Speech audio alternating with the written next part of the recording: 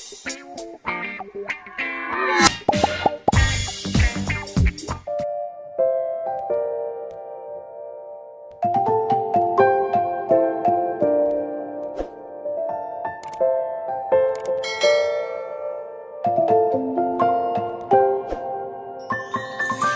many places still undiscovered, but you're stuck in a blast of yesteryear. Forget all the problems just for the moment. That is the kind of story you should see.